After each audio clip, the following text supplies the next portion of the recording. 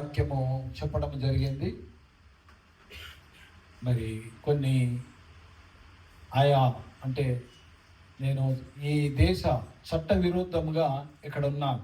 దాన్ని ఏమంటా అంటారు, వీసా లేకుండా ఉన్నాను. దాన్ని కల్లివేది అంటారు కదా. అది చట్ట విరోధంగా ఉన్నప్పుడు నా మనస్సాక్షి ఏం చేసిందంటే, అలా ఉండడం మంచిది కాదు.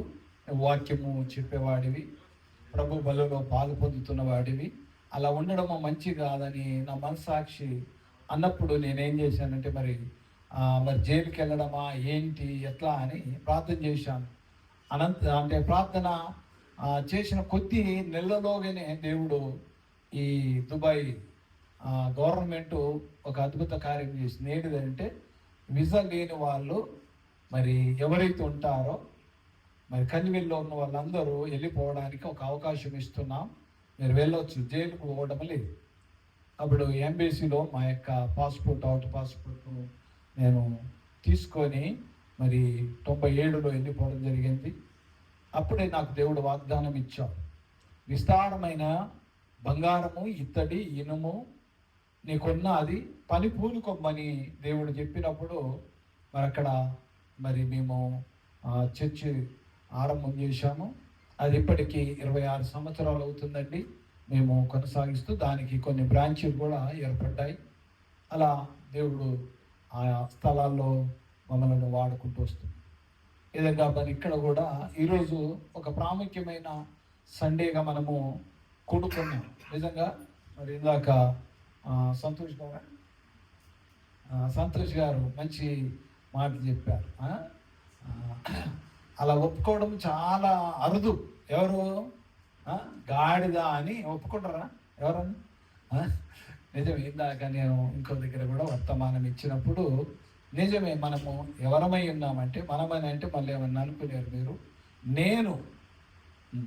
నేను ఒకప్పుడు కట్టబడిన గాడిదలాగా ఉన్నా. ఎప్పటి వరకునంటే 82వ సంవత్సరం వరకండి. 82వ సంవత్సరము దేవుడు నన్ను వాక్యము చేత దర్శించాడు. దేవుని యొక్క వాక్యము నన్ను మరి అంటే నా పాప జీవితము, నా పాత రోత బతుకంతా బైబిల్ చూయించింది. వాస్తవంగా నేను ఒక 2 మాటలు నా సాక్ష్యం చెప్తా.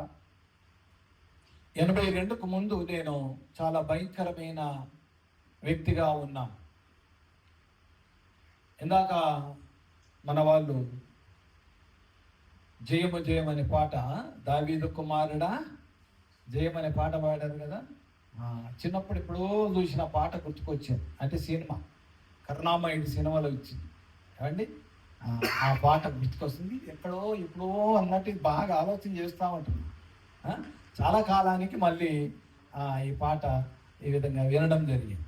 ఏమండి, ఆ కాలంలో సినిమాలు ఏమండి, కరుణామయుడు సినిమా అది గుర్తుకొచ్చింది. అంటే నేను ఎందుకు చెప్తా ఉంటున్నానంటే, ఆ సినిమాలో యాక్టర్స్ అంటే ఈ కరుణామయుడి గురించి కాదు, లోక సంబంధం. సినిమాలో ఏ యాక్టర్ అయితే ఏ విధంగా యాక్షన్ చేస్తాడో ఆ డ్రెస్అప్ అంతా నాది అలా ఉండేది. ఈ చేతి ఒక రకంగా కలర్ ఒకటి ఉంటుంది, ఇటు ఒకటి, ఇవన్నీ దాదాపుగా అన్ని కలర్, ఈస్ట్మన్ కలర్ అంటారు కదా, అలాంటి డ్రెస్సులు వేసుకొని తిరిగేవాడిని. అంత పెద్ద జుంపాలు పెట్టుకునేవాడిని. దేవుని బిడ్డలారా, అలాంటి బతికిన నన్ను దేవుడు ఎదుగో నీవు నాకు అవసరమై ఉన్నాడు. 1982లో దేవుని వాక్యం విన్నాను. ఆ మాటలు చెరిగిపోని ముద్రలాగా నా హృదయంలో ఉన్నాయండి. ఆ మాటలు ఏంటంటే, ప్రసంగి గ్రంథము 11వ అధ్యాయము 9-10 వచనాలండి. ప్రసంగి గ్రంథము 11వ అధ్యాయము 9-10 వచనాలు. యవనుడా, నీ యవన కాలమందు సంతోషపడుము, నీ యవన కాలమందు నీ హృదయము సంతుష్టిగా ఉండనిమ్ము, నీ కోరిక చొప్పునను నీ దృష్టి యొక్క ఇష్టము చొప్పునను ప్రవర్తించము. అయితే వీటన్నిటిని బట్టి దేవుడు నిన్ను తీర్పులోనికి తెచ్చునని జ్ఞాపకం ఉంచుకునము. చదవండి. లేత వయసును నడి ప్రాయమును గతించిపోవచ్చునవి గనక నీ హృదయములో నుండి వ్యాకులమును తొలగించుకొనుము, నీ దేహమును చెరుపదాన్ని తొలగించుకొనుము. ఇగో ఈ వచనాలన్నీ నా పాత జీవితాన్ని చూపించినాయండి. 82కు ఇంకా నాకు పెళ్లి కాలేదండి. ఆ టైంలో నేను చెప్తా ఉంటున్నా, నా పాత రోత బ్రతకంతా ఈ వచనాల ద్వారా తెలియజేశాడు. దైవజనుడు చెప్తా ఉన్నారు. ఒకరోజు వాక్యం వింటుంటే ఒక యవనస్తుడు ఎంత చెడిపోయిండో అంత నాలో ఉందండి. అలాంటి జీవితం జీవిస్తున్న నన్ను ఎదుగు దేవుడు తన వాక్యం చేత సంధించాడు. అందుకే నీ హృదయములో నుండి వ్యాకులమును తొలగించుకొనుము, నీ దేహమును చెరుపదాన్ని, దేహాన్ని చెడగొట్టేవి కూడా ఎన్నో ఉన్నాయి. అది ఒక డ్రింక్ కావచ్చు, సిగరెట్ కావచ్చు, మత్తు పానీయాలు ఎన్నో. ఏమండి, అవన్నిటి నుంచి నాకు విడుదల వచ్చింది వాక్యము ద్వారా, ఈ వాక్యము విన్నప్పుడు. అందుకే మనిషి యొక్క హృదయం ఎట్లా ఉన్నదంటే, ఆ మాట ఒకటి ఇర్మియా గ్రంథములో నుంచి చూద్దామండి. ఇర్మియా గ్రంథములో నుండి మనము ఆ మాట చూద్దాం. మనిషి యొక్క మరి హృదయము ఎలాంటి విధంగా ఉందో చూస్తే, మరి ఇర్మియా 17వ అధ్యాయము 9వ వచనమండి. ఇర్మియా 17:9 వచనం. హృదయము అన్నిటికంటే మోసకరమైనది, అది ఘోరమైన వ్యాధి గలది, దాన్ని గ్రహింపగలవాడెవడు. ఏమండి, హృదయము అన్నిటికంటే మోసకరమైనది. అవును, మోసకరమైన జీవితం జీవించాం. దేవుని బిడ్డలారా, ఎన్నో విధంగా ఇదిగో 82 వరకు నా జీవితమే ఎంతో దుర్భరమైన జీవితం, పాప కట్ల చేత బంధింపబడిన జీవితం. ఏమండి, కట్టబడ్డాను. నిజంగా మంచి మాట గుర్తు చేసాం. ఏంటిది? కట్టబడ్డాం. ఏ కట్ట? మత కట్టలు, కుల కట్టలు. ఏమండి, ఇదిగో లోక సంబంధమైన కట్టడలు. ఈ కట్ల చేత బంధింపబడిన నన్ను ఇదిగో ప్రభువు సంధించాం. ఇప్పుడు నేను ఎలాంటి గాడిదనంటే, యేసయ్యను మోస్తున్నా గాడిదను. ఏమండి, ఒకప్పుడు కట్టబడిన గాడిద, ఇప్పుడు విడుదల పొందినాను, ఇప్పుడు విమోచించబడ్డాను. దేంట్లో నుంచి? పాపములో నుండి, శాపములో నుండి. ఇప్పుడు నేను చనిపోతే ఎక్కడికి పోతా అని అంటే, ఇదిగో ప్రభు వాక్యమే చెప్పింది, క్రీస్తునందుండి మృతులైన వారు ధన్యులు, వారు మొదట లేస్తారు, లేక ఆయనతో కూడా ఉంటాం. ఏమండి, దేవుని బిడ్డలారా, మనకెన్నో వాగ్దానాలు ఉన్నాయి. కానీ ఇక్కడ వాక్యం ఏం చెబుతుందంటే, హృదయము అన్నిటికంటే మోసకరమైన జీవితం జీవిస్తున్న నన్ను ఎదుగో దేవుడు సంధించాడు. అంటే ప్రియ దేవుని బిడ్డలారా, అయితే ఈ సమయంలో కొన్ని విషయాలు మనము యెషయా గ్రంథములో నుండి చూద్దామండి. ఇంతవరకు నా జీవితంలో ఇలాంటి బ్రతికిన నన్ను ఇదిగో దేవుడు మార్చాడు. ఇదిగో మనల్ని కూడా మార్చే దేవుడుగా ఉన్నాడు. యెషయా గ్రంథము మరి 53 మనం చూస్తే, అక్కడ మరి ప్రభు యొక్క మరి విధి విధానాన్ని మనం చూస్తే చూడండి. మరి కొన్ని విషయాలు మరి 53:4 వచనం నుంచి చదువుదామండి. 53:4. నిశ్చయముగా అతడు మన రోగములను, ఏమండి, యేసు క్రీస్తు ప్రభువు మన రోగములను భరించాడు. ఏ రోగం అది? పాప రోగం అండి.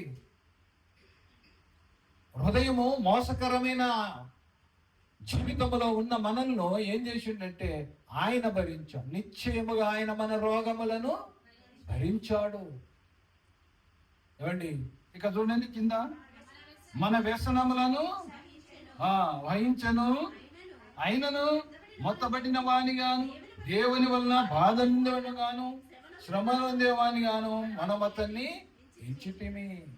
ఏమండి, లోకంలో ఉన్న మనం ఆ విధంగా ఎంచాము. అందుకే ఈ యొక్క 53వ అధ్యాయం అంతా మనం చూస్తే ఎదుగు చాలా విషయాలు. ఏమండి, 5వ వచనం కూడా చదవండి. చూశారా? ఆయన ఎందుకు గాయపరచబడ్డాడు, ఆయన ఎందుకు సిలువ వేయబడ్డాడు అని అంటే, ఇదిగో మానవులు చేసిన పాపానికి, అనగా నేను చేసిన పాపానికి నేను రావాలి. ఏమండి, నేను దొంగతనం చేశాను అనుకోండి, ఏమండి, నేను దొంగతనం చేశాను, నా కుమారుడిని జైలు వేస్తారండి? మాస్టర్ గారిని జైలు వేస్తారా? చెప్పండి. మన అంటే లోకరీతిగా మీకు కొంచెము అర్థమవుతుంది. ఎవరిని జైలు వేస్తారు? ఎవరైతే దొంగతనం చేసినారో వారినే జైల్లో వేయాలి. కానీ ఇదిగో యేసు క్రీస్తు ప్రభువు ఏ నేరము చేయని వాడండి. ఆయన నీతిమంతుడండి, ఆయన సత్యవంతుడండి, ఆయన ప్రేమామయుడండి, ఆయన దయామయుడండి. ఏమండి, అలాంటి ప్రభువును ఏం చేశారంటే యూదులు సిలువ వేశారు. అందుకే వారు ఏమని అన్నారు?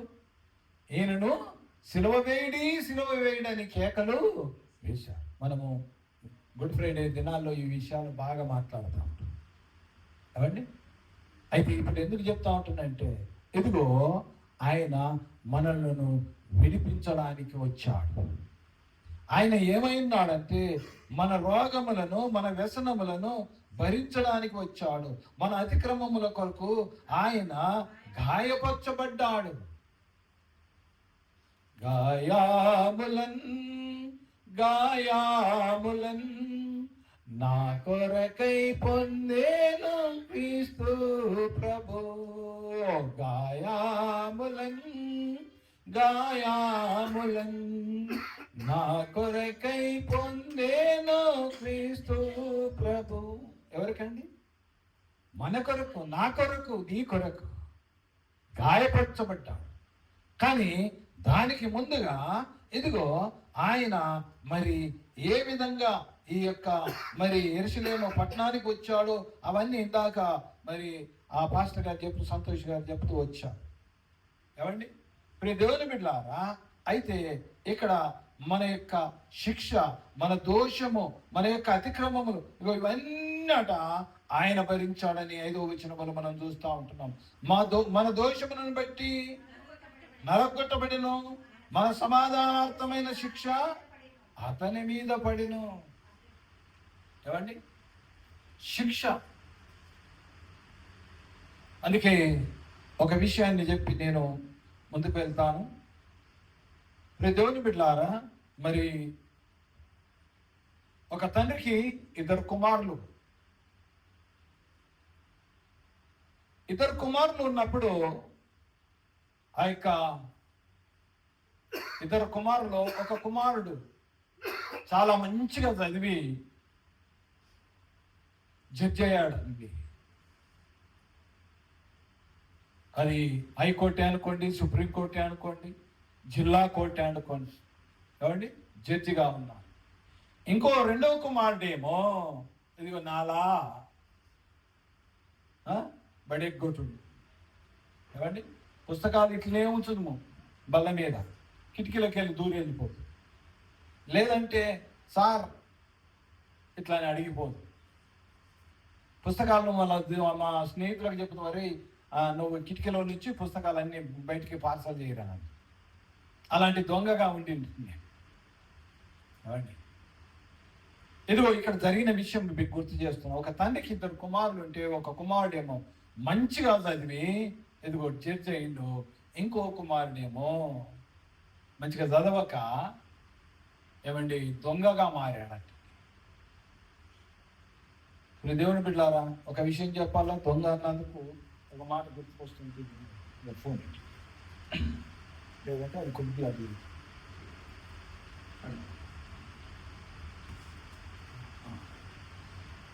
దొంగగా అన్నందుకు ఒక మాట గుర్తుకొస్తుంది.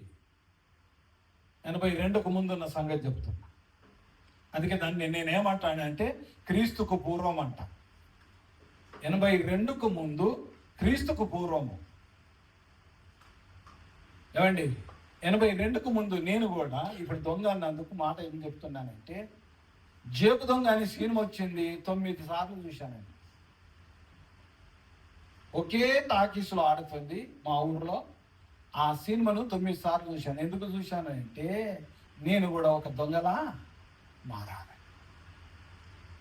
నమ్మడి ప్రియ దేవుని బిడ్డలారా, చెప్తున్నా 82కు ముందు నా ఆలోచనలన్నీ చాలా భయంకరంగా ఉండేవి. ఇంకో రెండో విషయం చెప్పాలా ప్రియ దేవుని బిడ్డలారా, నేను నక్సలైట్గా కూడా మారాలనుకున్నా. నక్సలైట్గా. కానీ దేవుని మహాకృపను బట్టి నేను 1980వ సంవత్సరము బాంబే వచ్చాను.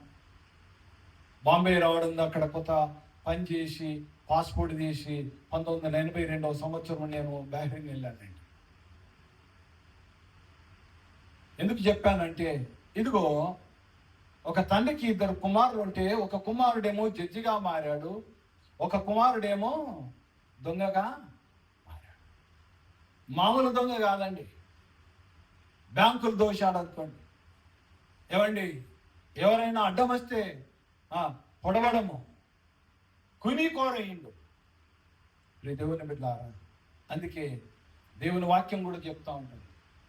ఏమండి, ఏదో ఒక రోజు ఏం చేయబడతాము, పట్టుబడతాము. ఈ కుమారుడు చిన్నోడు దొంగతనాలు చేసి కోరుగా మారి ఇది ఒక రోజు పోలీసులకు చిక్కితే ఆ పోలీసులు తీసుకుపోయి కోర్టులో నిలబెట్టారండి. కోర్టు బోన్లో నిలబెట్టారు. ఈ జడ్జి చూసేసరికి ఎవరు, తన తమ్ముడే. అయ్యో, నా తమ్ముడేనా? ఆ లిస్ట్ అంతా ముందు పెట్టారట జడ్జి ముందు. ఏమేమి చేసిండు, ఎన్ని బ్యాంకులు దోషిండు, ఎంత మందిని చంపిండు, ఇంకా ఎంత రౌడీజము, ఇవన్నీ అట ఆయన ఆ లిస్ట్ అంతా చదివే వరకు ఈ జడ్జి అమ్మో అనుకున్నాడట. కానీ చట్ట ప్రకారంగా ఏం చేయాలి? తమ్ముడని తప్పిస్తాడా? తమ్ముడని శిక్ష కూడా మారుస్తాడా? లేదండి. ఆయన చేసిన పనికి లేక ఆయన చేసిన తప్పులకు శిక్ష ఏంటి అని అంటే ఈయన రాసి పెట్టాడట, ఇదిగో ఈయనకు మరణ శిక్ష, ఈయనను ఉరిదీయాలి. చూడండి, రాసి ఆయన తీసుకుపోయి మళ్ళీ జైల్లో పెడతారు కదా. ఇది ఒక ఫలాని డేట్ నాడు ఇదిగో ఈయనను ఉరి తీయాలని ఒక డేట్ నిర్ణయించారు. దేవుని బిడ్డలారా, ఇంటికి వెళ్ళిన తర్వాత తండ్రికి చెప్తుంటూ, డాడీ తమ్ముడికి ఈరోజే నేను మరణశిక్ష రాసి వచ్చాను. చూడండి, ఏం నాయన ఎందుకు అని అంటే, తమ్ముడు ఈ విధంగా, అయ్యో మనకు అలా కనబడలేదే. ఇంటికి వచ్చినప్పుడు ఎట్టుంటాడు, అప్పుడప్పుడు చిన్నపిల్లలను చూస్తూ ఉంటాం, చక్కెర తింటారు, కిచెన్లోకి పోయి షుగర్ డబ్బులకి వెళ్ళి చక్కెర తిని బెల్లం తిని ఇట్లా చూసుకొని వస్తారు, ఏమి తిన్నట్లే. కాబట్టి ఈ వీడు కూడా అట్లా వస్తుండట. ఇంకా తండ్రికి తెలుస్తలేదు, అన్నకి తెలుస్తలేదు. నిజమే, అప్పుడప్పుడు మన జీవితంలో కూడా నేను అంటూ ఉంటా, మానవులు నన్నే పెట్టుకోండి, మీరు ఎవరిని అనుకోకండి. ఏమండి, అలాంటి జీవితం జీవించాను. నా ఇంట్లో మా తల్లికి తెలవదు, మాది క్రిస్టియన్ ఫ్యామిలీ అండి. మా డాడీ కూడా సేవ చేశారండి. ఏమండి, దేవుని బిడ్డలారా, ఇదిగో నా తండ్రికి తెలవదు, నా తల్లికి తెలవదు నేను చేసే తప్పు. సేమ్ టీజ్గా ఈ దొంగ లేక ఈ వ్యక్తి ఏ విధంగా అయితే చేశాడో అలాంటి వాడిని పనులు చేశాను. కానీ ఇదిగో ఆ జడ్జి మరణశిక్ష రాసి తండ్రితో చెబుతున్నాడు. ఇక తండ్రి వేదన ఏంటిదంటే, నా కుమారుడా, నీ తమ్ముడిని ఎలానైనా నువ్వు రక్షించు, తప్పించు, ఆ మరణశిక్ష నుంచి తప్పించు. చట్టాన్ని మార్చలేం, చట్టాన్ని మన చేతిలోనికి తీసుకోలేం డాడీ, కానీ ఒక మార్గం ఉన్నది, ఆ మార్గం గుండా నేను తమ్ముడిని తప్పిస్తా. సో జడ్జి కదా, ఏ మార్గం ఆలోచించాడో నా కుమారుడైనట. ఓకే కుమారుడా, ఎత్తనైతుంది నీ తమ్ముని మాత్రము జైల్లో మరణం నుంచి, ఆ ఉరి శిక్ష నుంచి తప్పించు అని అన్నాడట. సరే, జడ్జి ఇదిగో తన జడ్జి బట్టలు వేసుకొని జైలుకు వెళ్ళి వాళ్ళకు ములాఖాత్ అని ఉంటుంది. ములాఖాత్ ఒక రూమ్లో కలుసుకొని మాట్లాడుతున్నారు. మాట్లాడినప్పుడు తమ్ముడితో అంటుండట, తమ్ముడు నీ బట్టలు ఇప్పి నా బట్టలు వేసుకో. ఈయన వెంటనే బట్టలు ఇప్పి ఇద్దరు మార్చుకున్నారట. తమ్ముడికి అర్థమవుతలేదు. ఏమండి, సరే మా అన్న ఇలా అన్నైనా బయటకు వచ్చాడు కావచ్చు అని ఏం చేశాడట, ఇదిగో ఆ యొక్క నేరస్తుని దుస్తులేమో జడ్జి వేసుకున్నాడు, జడ్జి దుస్తులేమో నేరస్తుడు వేసుకొని నేరస్తుడు బయటకు వచ్చాడు. ఇక చెప్పాలా ప్రియ దేవుని బిడ్డలారా, మరుసటి రోజే ఉరిదీయబడ్డాడండి జడ్జి. మరుసటి రోజు ఈ వార్త పేపర్లో వస్తుందా రాదా? ఏమండి, అప్పుడు తమ్ముడు పశ్చాత్తాపడ్డాడు. అయ్యో నాన్న, నా కొరకు నీవు ప్రాణం పెట్టావా? ఏమండి, ఆ అన్న ఎవరో కాదండి, నీ రక్షకుడైన యేసు క్రీస్తు. ఒకవేళ ఎవరైనా ఇంకా యేసు క్రీస్తు ప్రభువును అంగీకరించకపోతే ఈరోజు నీకు శుభదినం నేను చెప్తాను. 1982 5వ నెల 12వ తేదీ ఏ విధంగా నాకు శుభదినం అయిందో, ఈ దినాన కూడా మీకు అది శుభదినముగా మారాలి. ఈ ఏమండి మట్ల ఆదివారం నీకు శుభదినంగా మారాలి. అందుకే వాక్యం చెబుతుంది ఏమండి, దేవుడు నేడే రక్షణ దినము, నేడే అనుకూలమైన సమయము. ఏమండి, ఒకవేళ ఇంకా మనము కఠినపరుచుకుంటూ ఉంటే మాత్రము, ఇంకా నీలో రాతి గిండ ఇట్టు ఉంటే, ఇదిగో దేవుడు ఏమంటున్నాడంటే హెజ్కేలులో చెబుతా ఉంటుండు. హెజ్కేలు చూడండి, హెజ్కేలులో ఒక మాట రాయబడిన మాట మీకు చూపించాలనుకుంటున్నాను. ఇదిగో దేవుడు ఎలాంటి హృదయాన్ని ఎలా చేస్తాడో 36వ అధ్యాయము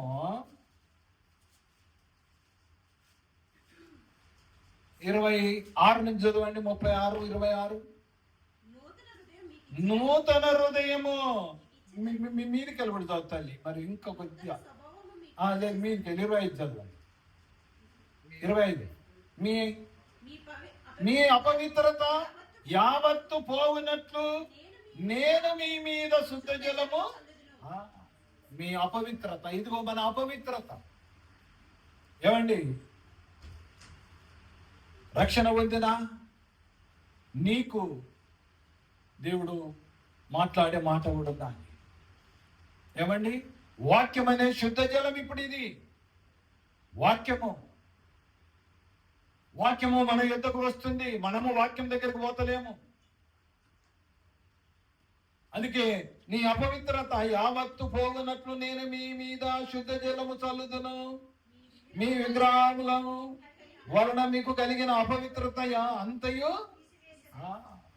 ఏమండి, దేవుని బిడ్డలారా, మరి నేనైతే ఏ విగ్రహానికి మొక్కినవని కాదండి, కానీ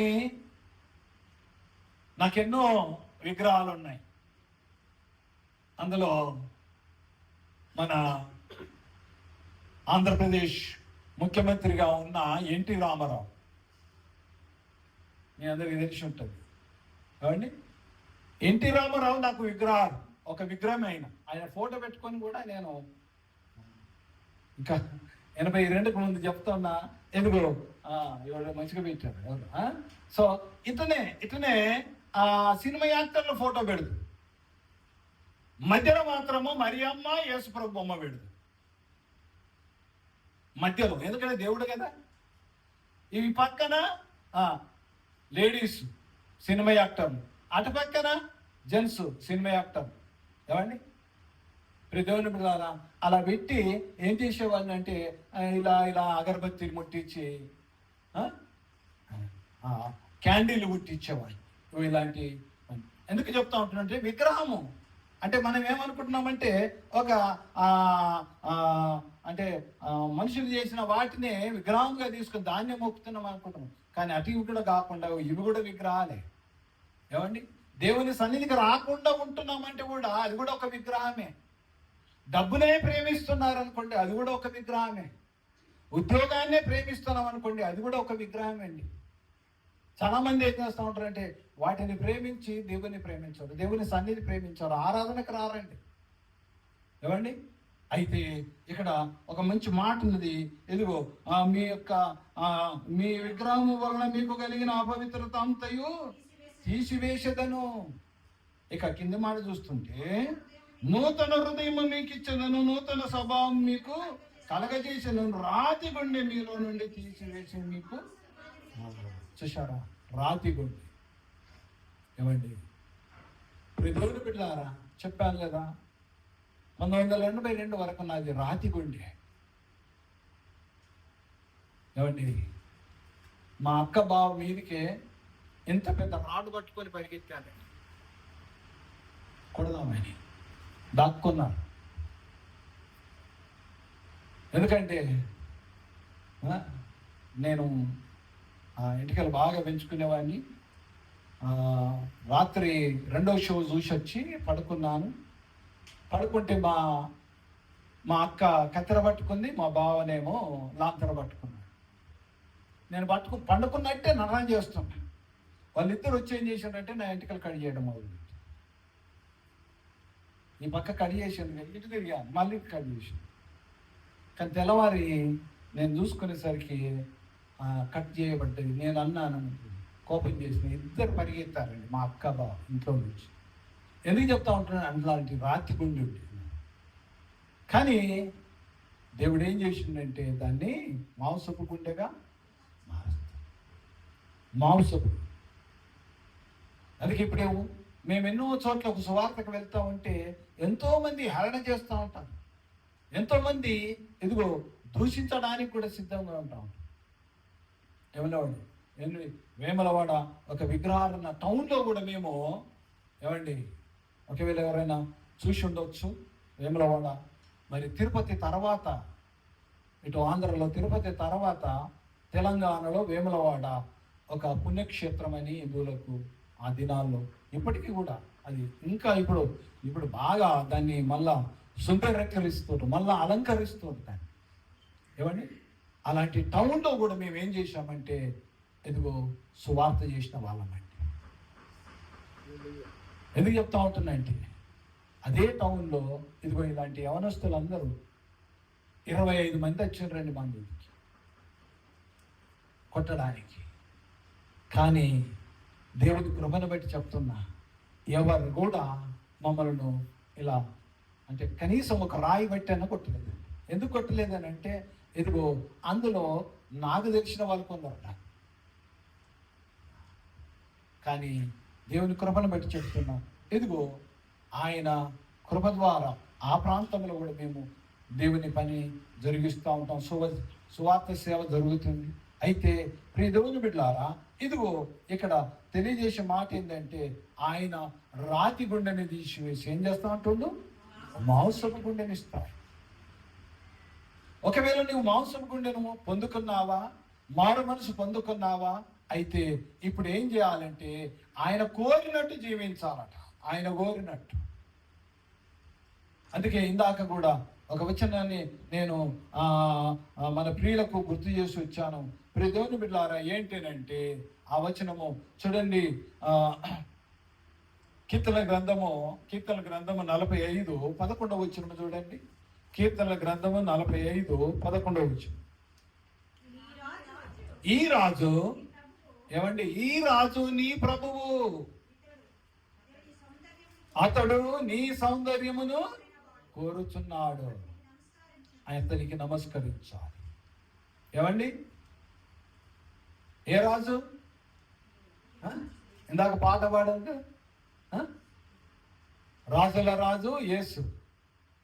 ఏమండి అతడు ఆయన రాజుగా వచ్చాడు. యేసు రాజుగా వచ్చుచున్నాడు, భూలోకమంతా తెలుసుకుంటారు. యేసు రాజుగా వచ్చుచున్నాడు, భూలోకమంతా తెలుసుకుంటారు. రవి కోటి తేజుడు, రమ్యమైన దేవుడు, రవి కోటి రమ్యమైన దేవుడు, రాజుగా వచ్చుచున్నాడు, రాజుగా వచ్చుచున్నాడు. యేసు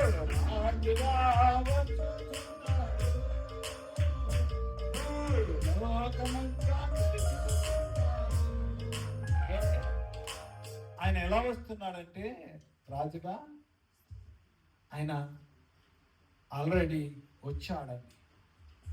ఆయన రాజుగా వచ్చాడు.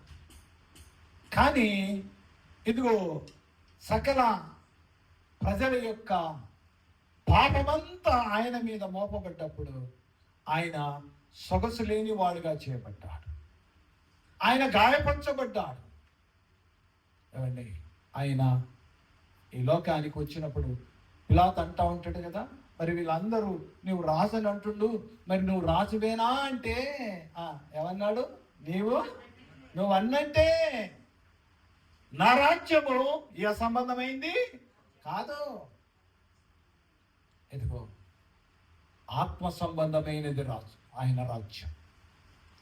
అందుకే ప్రియా సోదరి సోదరులు, మనము లోకములో ఉన్నప్పుడు మరి ఆయన కోరినట్టు ఇదిగో ఏం చెప్పాడు అండి, ఈ రాజు నీ ప్రభువు అమ్మా నీ సౌందర్యము, నీ సౌందర్యాన్ని కోరుతుండు. ఏ సౌందర్యము ఏమండి నా ప్రియ సోదరి సోదరుల, శరీర సౌందర్యము కాదండి ఆయన కోరేటిది, హృదయము.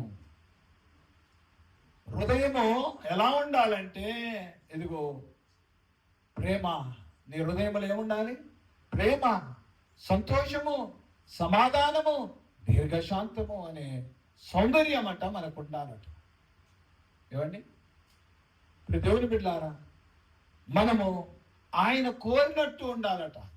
అందుకే నన్ను దేవుడు ఏం చేసుకున్నాడంటే వాక్య ప్రకారంగా మనం చూస్తుంటే హోషేయ 2వ అధ్యాయము 19వ వచనం చదవండి.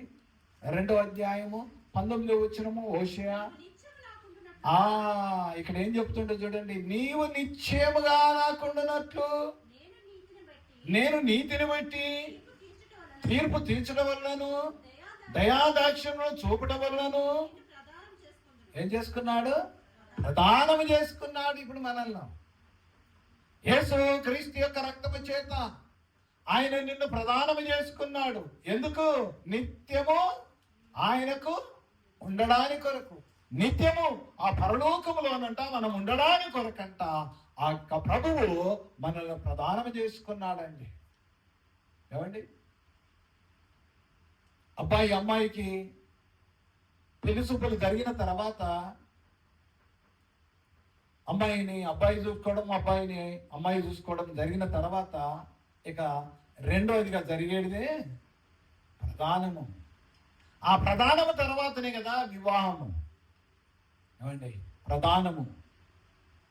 ఇప్పుడు మనకు వివాహం ఉన్నది, ఆయన వరుడు, సంఘమనే మనము ఏమైనాం అయ్యా వధువు. మనమంట ఆయనకు భార్య అని. ఏమండి, ఆయన నీ సౌందర్యము కోరుతుండు. నిజంగా నాకు అక్కడ రాయబడిన మాట మంచిగా ఉన్నది. ఇంకొకటి మీద తల్లి అదే ఆ యొక్క మరి కీర్తనలో 45:10 చదువు. 45:10.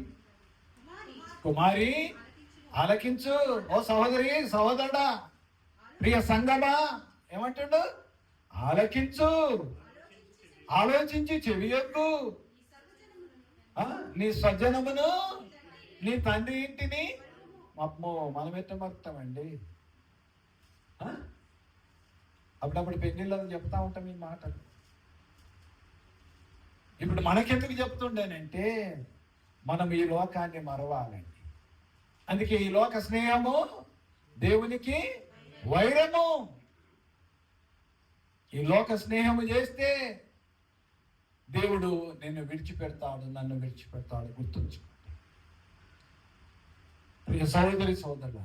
ఎదుగో నీ స్వజనమును నీ తండ్రి ఇంటిని అంట. మనకేది? లోకమే, దుబాయే.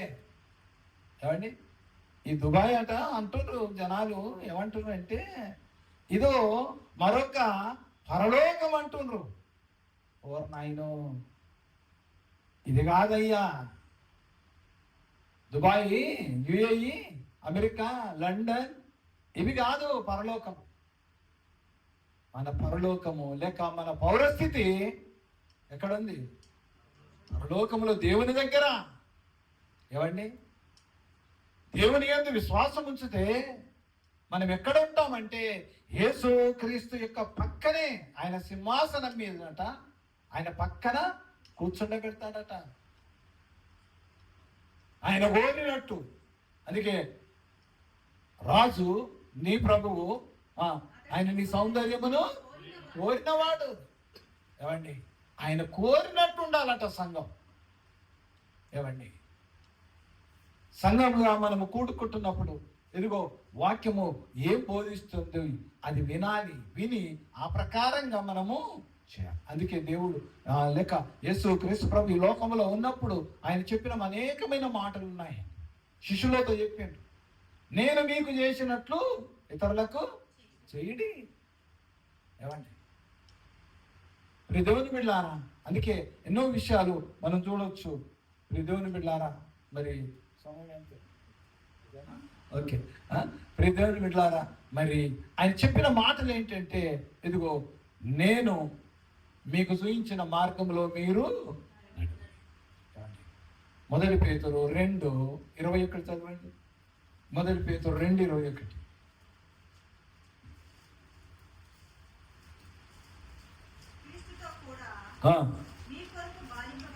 క్రీస్తు మీ కొరకు బాధింపబడి మీరు తన అడుగుజాడలయందు నడుచుకున్నట్లు మనకేం చేశాడట? మాదిరి. యేసు క్రీస్తు ప్రభు మాదిరి. ఏమండి, ఆయన మాదిరి ఉంచిపోయాడు. పౌలు గారు అన్నాడు, నేను క్రీస్తును పోలి నడుచుకున్న ప్రకారము మీరు నన్ను పోలి నడుచుకోవాలి. ఆయన పోలిక మనలో ఉండాలండి, ఆయన సౌందర్యము మనలో ఉండాలండి, ఆయన సారూప్యము మనలో రావాలండి, ఇతరులకు కనబడాలండి. ఈమెవరయ్యా అని అంటే ఏమనాలి? వీళ్ళు దైవ పుత్రులు లేక దేవుని బిడ్డలు అని ఇతరులు తెలుసుకోవాలని. మన ప్రేమ తెలియజేస్తూ ఉంటుందండి, మన మంచితనము ప్రభువును తెలియజేస్తూ ఉంటుందండి. ఏమండి, కొందరు వెళ్ళి ఏం చేస్తూ ఉంటారంటే పత్రికలు పంచుతూ ఉంటారు, అనగా సువార్త పత్రికలు పంచుతూ ఉంటారు.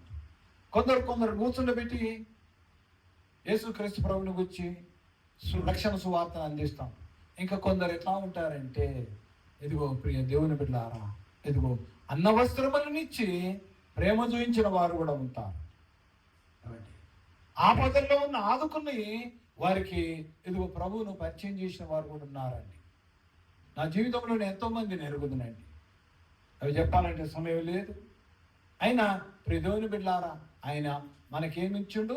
తన అడుగుజాడలను మాదిరి ఉంచాడు, మాదిరి జీవితం. అందుకే ప్రియ దేవుని బిడ్డలారా, చివరి ఒక మాట చెప్పి నేను ముగిస్తున్నాను. యేసు క్రీస్తు ప్రభు మరి ఒకవేళ గుడ్ ఫ్రైడే రోజు కూడా మీరు ఈ మాట ధ్యానిస్తారేమో, 90% ధ్యానిస్తారు. ఏ మాట అంటే ఆయన సిలువలో పలికిన 7 మాటలని ఉంటాయి కదా. 7 మాటల్లో మొదటి మాట ఏంటంటే, తండ్రి మీరేమి చేయుచున్నారో వీరిని. ఇప్పుడు మనము కూడా ఇతరులను ఏం చేయాలి? క్షమించాలండి.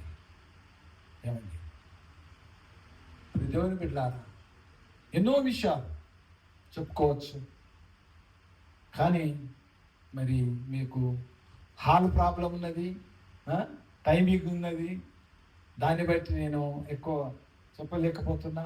అయితే ఇంకా తెలుసుకోండి, దేవుని వాక్యాన్ని వినండి, చదవండి. అనుదినము దేవుని వాక్యాన్ని ఏం చేయాలంట మనము?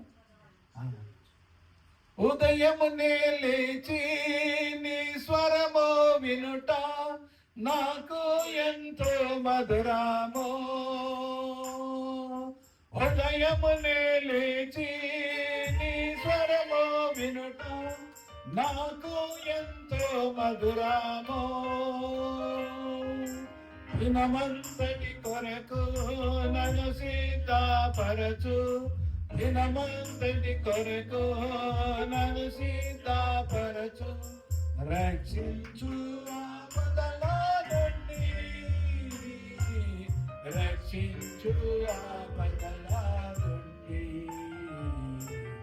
నీ స్వరము వినిపించు ప్రభువా, నీ దాసులాలకించు. నీ స్వరము వినిపించు ప్రభువా, నీ దాసులాలకించు. సోదరి సోదరులారా, మనం ప్రతిదినము దేవుని వాక్యము ధ్యానించండి, చదవండి. దేవుడు మాట్లాడుతూ ఉంటాడు. ఏమండి, ఆయన వాక్యం ద్వారా మనల్ని సంధిస్తూ ఉంటాడు. ఆయన పోలిన జీవితము మనకు వస్తూ ఉంటుంది, ఆయన స్వారూప్యము వస్తూ ఉంటుంది వాక్యం చదివినప్పుడు. ఏమండి, అందుకే నా మనవడు ఇందాక ఉన్నది కదా, వాడు ఇప్పటి నుంచే 66 గ్రంథాల పేర్లు చెప్తాడండి. 66 గ్రంథాల పేర్లు చెప్తాడు, ప్రవక్తల పేర్లు, మరి నోహావు కాలంలో ఉన్న వాళ్ళ పేర్లు చెప్తూ ఉంటాడు. ఎందుకంటే ఆ విధంగా మేము ప్రతి దినము వానికి సిద్ధం చేస్తూ ఉంటాం. మీ దుబాయ్ గురించి ప్రార్థన చేస్తూ ఉంటుందండి.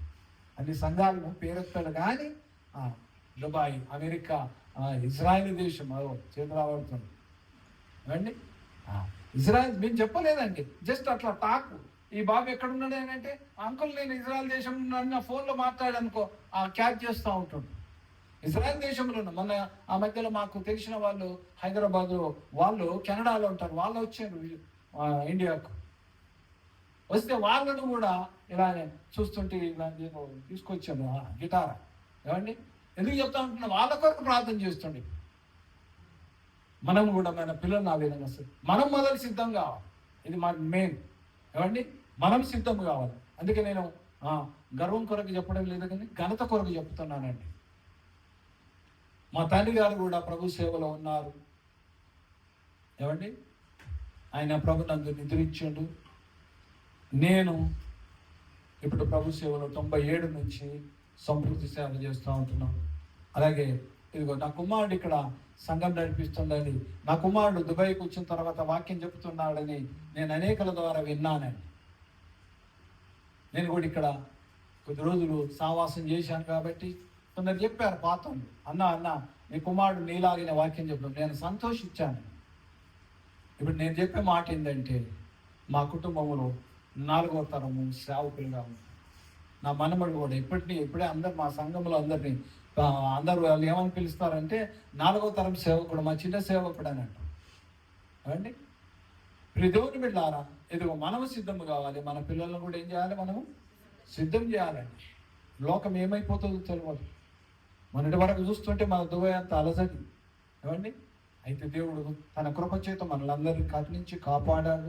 ఆయనకు మనం ఎల్లప్పుడూ కృతజ్ఞతాస్తుతులు చెల్లిస్తూ ఎల్లప్పుడూ ఆయన వాక్యాన్ని ధ్యానిస్తూ ముందుకు సాగుదాం. నాకు ఈ సమయం ఇచ్చిన మరి దైవజనులకు, అలాగే మీ అందరికీ ప్రభు పేరిట వందనాలు. మళ్ళీ దేవుని చిత్తం ఉంటే ఎప్పుడైనా మళ్ళీ కలుసుకుందాం. మేము తిరిగి 7వ తారీఖు నాడు మా ప్రయాణం ఉందండి ఇండియాకు. వచ్చే నెల మరి గుడ్ ఫ్రైడే ఈస్టర్ తర్వాత 7వ తారీఖు మా ప్రయాణం ఉంటుంది. కాబట్టి మా కొరకు ప్రార్థన చేయండి, మా యొక్క క్షేమ ప్రయాణంలో. అలాగే మా సంఘాల గురించి కూడా ప్రార్థన చేయండి.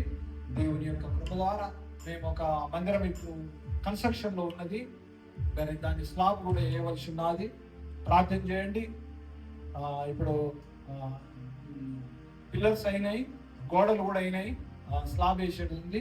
ఆ విషయంలో కూడా దయచేసి మీరు మీ సొంత ప్రాంతంలో, సంఘ ప్రాంతంలో ఎప్పుడు జ్ఞాపకం ఉంచుకొని ప్రార్థించాలని మరొకసారి మిమ్మల్ని అందరికీ కోరుకుంటూ ఈ సమయాన్ని ముగిస్తున్నాను. మీ అందరికీ వందనాలు.